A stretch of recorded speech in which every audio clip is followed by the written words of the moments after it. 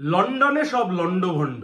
মমতা বন্দ্যোপাধ্যায় বলেছিলেন কলকাতাকে লন্ডন বানিয়ে দেব, কিন্তু কখন যে লন্ডনটা এক টুকরো প্রতিবাদী কলকাতা হয়ে উঠলো মমতা বন্দ্যোপাধ্যায় বুঝতে পারলেন না। রাদার লন্ডনটা এক টুকরো প্রতিবাদী বাংলা হয়ে উঠলো মমতা বন্দ্যোপাধ্যায় হয়তো বুঝতে পারলেন না। Everyone's sector. That is, we want a direct flight from Kolkata to London. That also British. Thank you so much. Because of you, thank you so much. You are welcoming me. Thank you so much. I'll give a sweet to you. Good sweet to you. I'm so happy that you welcome me. Thank you so much. You go to Kilauea and they will give you 6 words. I can't hear. Speak more loudly. What about you are sorry. You know the case is sub judice. দেখুন, আমাদের রাজ্যের মাননীয় মুখ্যমন্ত্রী সবকিছু পছন্দ, ছবি আঁকা পছন্দ, গান গাওয়া পছন্দ, সব পছন্দের, খেলা হবে, মেলা হবে, সব পছন্দ। শুধু একটা জিনিসই আমাদের মাননীয় মুখ্যমন্ত্রী পছন্দের না, তা হচ্ছে প্রশ্ন। যদিও বা গোটা বিশ্বের ইতিহাস জুড়লে খুঁজলেই পাওয়া যাবে যে কোনো শাসক যারা একটু স্বৈরাচারী হয় তারা কোনো প্রশ্ন শুনতে ভালোবাসেন না, তাকে কেউ প্রশ্ন করুক তিনি এটা চান না। আমাদের দেশে প্রধানমন্ত্রীকেও তাকান, তিনি ডাইরেক্ট ইন্ট্রোডাকশন কখনো যান না, অ্যাভয়েড করেন। আমাদের রাজ্যের মাননীয় মুখ্যমন্ত্রী, তাকে যদি কেউ প্রশ্ন করে, এখন অবধি যারা যারা প্রশ্ন করেছেন, কামদুনির মৌসুমী কয়াল, টুম্পা কয়াল তাদেরকে মাওবাদী বলেছিলেন। প্রেসিডেন্সি ইউনিভার্সিটি তানিয়া ভরদ্বাজ তাকে মাওবাদী বলেছিলেন। জঙ্গলমহলের শিলাদীপ্ত প্রশ্ন করেছিলেন সারের দাম নিয়ে, তাকে মাওবাদী বলেছিলেন।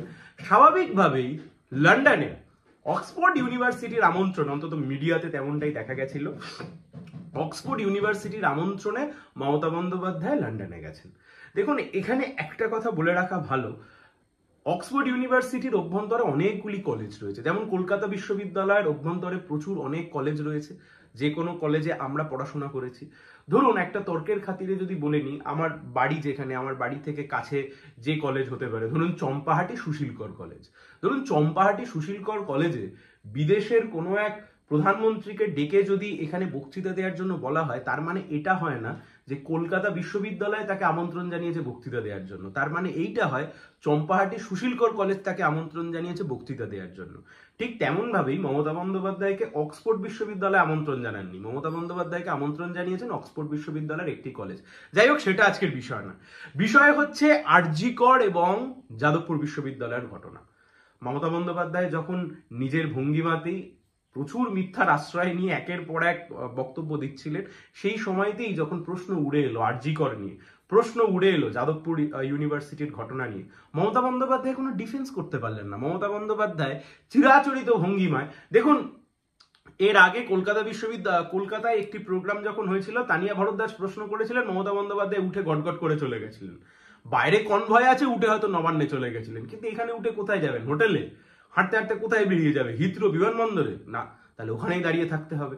দাঁড়িয়ে থাকবার জন্য একটি সুন্দর জিনিস মমতা বন্দ্যোপাধ্যায় সাথে করে নিয়ে গিয়েছিলেন, যে জিনিসটি হচ্ছে আপনারা এখন স্ক্রিনে দেখতে পাচ্ছেন। মমতা বন্দ্যোপাধ্যায়কে যেই প্রশ্ন করা হলো, মমতা বন্দ্যোপাধ্যায় সঙ্গে সঙ্গে একটি নিজের পুরনো ছবি দেখিয়ে দিল, যেখানে মমতা বন্দ্যোপাধ্যায়ের মাথায় ব্যান্ডেজ দেখা যাচ্ছে, হাতে ব্যান্ডেজ দেখা যাচ্ছে। এখন প্রশ্ন হচ্ছে এখানেই, অনেকে প্রশ্ন করতে পারেন যে লন্ডনে যারা এই প্রশ্ন করেছেন তারা হচ্ছেন আসলে এসএফআই, বামপন্থীরা, এসএফআই ইউকে ইউনিট। এখন অনেকে বলতেই পারেন, মুখ্যমন্ত্রীকে যেভাবে প্রশ্ন করা হলো তাতে বাংলার অপমান করা হলো, বাংলাকে অপদস্থ করা হলো। এখন এই প্রশ্নের উত্তর দিতে হবে, তাহলে মমতা বন্দ্যোপাধ্যায় এই ছবিটা সাথে করে কিসের জন্য নিয়ে গিয়েছিলেন? এই ছবিটা দেখিয়ে মমতা বন্দ্যোপাধ্যায় কি বোঝাতে চাইছিলেন? এই ছবিটা দেখে মমতা বন্দ্যোপাধ্যায় বোঝাতে চাইছেন বাংলার রাজনীতি কত খারাপ, বাংলার রাজনীতিতে কি পরিমাণ আক্রমণ ওনাকে সহ্য করতে হয়েছে, তাহলে সেটাও বাংলার জন্য অপমানজনকই হতো। অদ্ভুত বিষয় না? মমতা বন্দ্যোপাধ্যায় বক্তৃতা দিতে গেলে মমতা বন্দ্যোপাধ্যায়কে সম্মান দেবে বলে মমতা বন্দ্যোপাধ্যায়কে আমন্ত্রণ জানালেন, আর মমতা বন্দ্যোপাধ্যায় নিজের এই ছবি নিয়ে চলে গেলেন। ওই স্যান্ডউইচকে অনশন করার ছবিটাও হয়তো নিয়ে যেতে পারতেন। কিন্তু প্রশ্ন হচ্ছে অন্য জায়গাতে। মমতা বন্দ্যোপাধ্যায়কে যখন প্রশ্ন করা হলো আর.জি. কর ইস্যু নিয়ে, মমতা বন্দ্যোপাধ্যায় খুব সুন্দরভাবে বললেন, রাজ্যের মুখ্যমন্ত্রী, যে এটা একটা সাবজুডিস ম্যাটার, এখানে সেন্ট্রাল গভর্নমেন্টের ইনভলভমেন্ট রয়েছে, আমি এই নিয়ে কোনো মতামত দিতে পারবো না। একই মাননীয় মুখ্যমন্ত্রী পার্ক স্ট্রিট ঘটনার সময়তে ধর্ষণের পরে সেটাও ছিল সাবজুডিস ম্যাটার। মমতা বন্দ্যোপাধ্যায় 1 মিনিটের মধ্যে বলে দিয়েছিলেন ওটা একটি সাজানো ঘটনা। মনে পড়ে আমাদের নদিয়া জেলার হাঁসখালি, বাচ্চা একটি মেয়েকে ধর্ষণ করে খুন করে পুড়িয়ে দেয়া হয়েছিল, সাবজুডিস ঘটনা। মমতা বন্দ্যোপাধ্যায় বলেছিলেন যে বাচ্চা মেয়েটির একটি অ্যাফেয়ার ছিল, এরকম তালিকা তুলে দিতে পারি এক্ষুনি। সবকটা সাবজুডিস ঘটনা ছিল, তাও মমতা বন্দ্যোপাধ্যায় বলেছিলেন সাজানো ঘটনা। এখানে আর সাজানো বলতে পারছেন না, তার কারণ নিজে স্বাস্থ্যমন্ত্রী, সেই নিজে মুখ্যমন্ত্রী, নিজে পুলিশ মন্ত্রী, 3টে দপ্তরের মন্ত্রী, হাসপাতালের মধ্যে একজন ডাক্তারকে তাকে ধর্ষণ করে নৃশংসভাবে খুন করা হয়েছে। তৃণমূলের তৎপরতায় সেই দেহ তুলে নিয়ে গিয়ে বার্নিং ঘাটে পোড়ানো হয়েছিল। ধর্ষণ, খুন, এখনো অব্দি প্রাইমারিলি যার বিরুদ্ধে খুঁজে পাওয়া গেছে সঞ্জয় রায়, সে আবার সরকারের সিভিক পুলিশ, মানে সিভিক ভলেন্টিয়ার। ফলে উনি এড়াতে পাচ্ছেন না, গোটা বিষয়টার প্রশ্ন ওনাকে ফেস করতে হবে। তাই জন্য সঙ্গে সঙ্গে বেরিয়ে এলো একটি ছবি। বিশ্বাস করুন, রাজ্যের মাথাটা হেঁট হয়ে যাচ্ছে। উনি আমাদেরও মুখ্যমন্ত্রী, উনি একা তৃণমূলের মুখ্যমন্ত্রী নন, উনি রাজ্যের মুখ্যমন্ত্রী, রাজ্যের 10 কোটি মানুষের মুখ্যমন্ত্রী, আমার মুখ্যমন্ত্রী, আমাদের সবার মুখ্যমন্ত্রী। আমরা যারা তৃণমূলকে দুচক্ষে দেখতে পারি না, আমাদেরও মুখ্যমন্ত্রী। কিন্তু মুখ্যমন্ত্রীর এহেন আচরণ, গোটা বিশ্বের মানুষ আরজি করের ঘটনা জেনেছেন। উনি এই ছবি দেখিয়ে কত কি ঢাকবেন?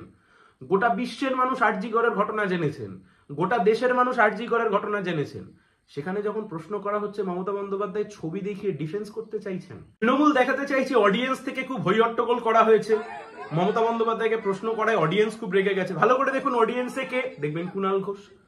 আসলে গোটাটাই মানে নিজের নাটক, নিজেই হাউসফুল দেখানোর জন্য নিজেরই কিছু লোকজন নিয়ে গিয়ে আমরা সেটা প্রচার করছি।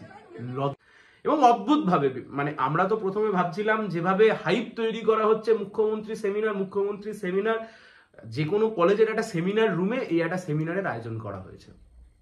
তার আগে কিছু শিল্পপতি নিয়ে, যে পশ্চিমবাংলায় শিল্প টিল্প ইত্যাদি ইত্যাদি নিয়ে প্রতি বছর যেমন যা চলে সেগুলোকে মানে স্পষ্টত দেখানোর চেষ্টা করা হয়েছে, কিন্তু তা আখের শূন্য। তার কারণ ওই একই শিল্পপতিদের সাথে এর আগেও বৈঠক হয়েছে, ওই একই শিল্পপতিদের আশ্বাস, এবং সেই আশ্বাস যে আসলে ভাড়েমা ভবানী, তা বাংলার মানুষ এতদিনে বুঝে গেছেন। কিন্তু প্রশ্ন হচ্ছে খুব সোজা, প্রশ্ন হচ্ছে মমতা বন্দ্যোপাধ্যায়কে প্রশ্ন এবং রাজ্যের মুখ্যমন্ত্রী প্রশাসককে যখন প্রশ্ন করা হলো, রাজ্যের মুখ্যমন্ত্রী প্রশাসক সেই প্রশ্নের উত্তর না দিতে পেরে আবোল তাবোল কথা বললেন বাংলায় আসুন, সেখানে সে রাজনৈতিক লড়াই লড়ুন। প্রশ্নের উত্তর দিতে হবে, খুব স্পষ্টভাবে উত্তর দিতে হবে। রাজনৈতিক লড়াই যদি বাংলাতেই হবে, তো আপনি ছবি নিয়ে কিসের জন্য গিয়েছিলেন? আপনি রাজনীতি করতে গিয়েছিলেন। তাহলে রাজনীতি যদি যান, একপাক্ষিক রাজনীতি তো হয় না, সেখানে দ্বিপাক্ষিক রাজনীতি হয়। এবং যারা মমতা বন্দ্যোপাধ্যায়কে প্রশ্ন করেছেন তাদেরকে আমি অভিনন্দন জানাচ্ছি। তার কারণ এই প্রশ্ন করার কাজ হচ্ছে বিরোধী দলনেতার। এই প্রশ্ন করার কাজ যারা বিধানসভার অভ্যন্তরে বিরোধী দলনেতা বা বিরোধী দল আছে। এখন পশ্চিমবাংলার বিরোধী দল ধর্ম করতে করতে ব্যস্ত। পশ্চিমবাংলার বিরোধী দলনেতা কাজ কম করেন, নাটক বেশি করেন। বিরোধী দলনেতা বিধানসভার ভেতরে কম থাকেন, বাইরে বেশি থাকেন। গোটা বাজেট সেশনে আরজি কর নিয়ে আলোচনায় উনি ঢুকলেন না, শিক্ষা স্বাস্থ্য আলোচনায় উনি ঢুকলেন না। ওনার দলের বিধায়কই পরে গিয়ে বলেছেন যেটা অনুচিত হয়েছে। তাই জন্য যারা প্রশ্ন করেছেন তাদের সবাইকে কুর্নিশ জানাচ্ছি। বিশ্বের যে কোনো দরবারে, বিশ্বের যে কোনো জায়গায় শাসককে প্রশ্ন করাটা একটা মৌলিক কর্তব্য। সেই কর্তব্য হয়তো কিছু সাংবাদিক বন্ধুও ভুলে গেছেন, কিন্তু যারা এখনো ভোলেননি তাদের জন্য অভিনন্দন। সবাই ভালো থাকবেন।